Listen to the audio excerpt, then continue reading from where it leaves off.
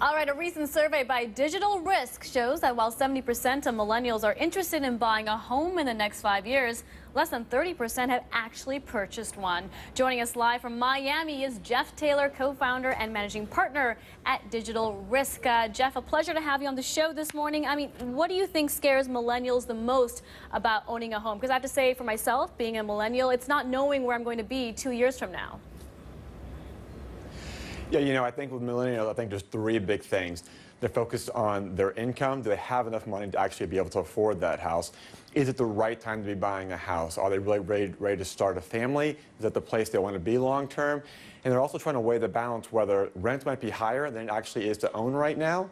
But to your point, they can move around. Do I know where I'm going to be for the next 2 or 3 years? I think those are the 3 points that are really kind of weighing on millennials' minds right now. So Jeff, are you arguing that this is very much a millennials factor as opposed to simply market dynamics, that people are scared about what's happening in the economy, that prices of properties are high despite the post-financial crisis correction, and thus people, both millennials and non-millennials, are slightly more apprehensive about buying a new home?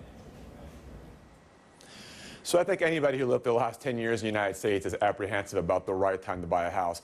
But the millennial demographic, they are 1/3 of the U.S. population. And by far, they seem to be the most hesitant to get back into the housing market. In a typical robust housing market, first-time home buyers make up about 45% of the housing market. Currently, they're making up about 30%. So until we're really going to start to see that boost in the housing market, the millennials have to get back in. And they have a couple other things going on. They're getting married later in life. They're having kids later in life. So to make that decision to actually buy a house right now, it's still not on track where we would like it to be.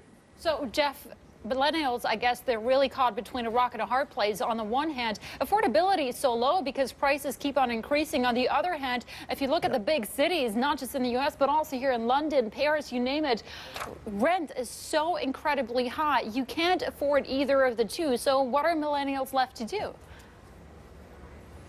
It's tough. And look, in Miami here, just like London, home prices are skyrocketed.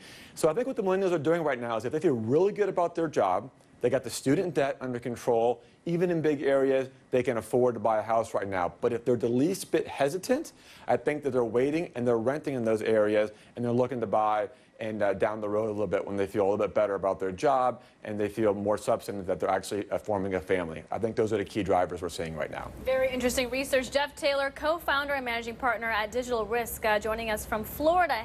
Have a great day. Thanks so much for joining us.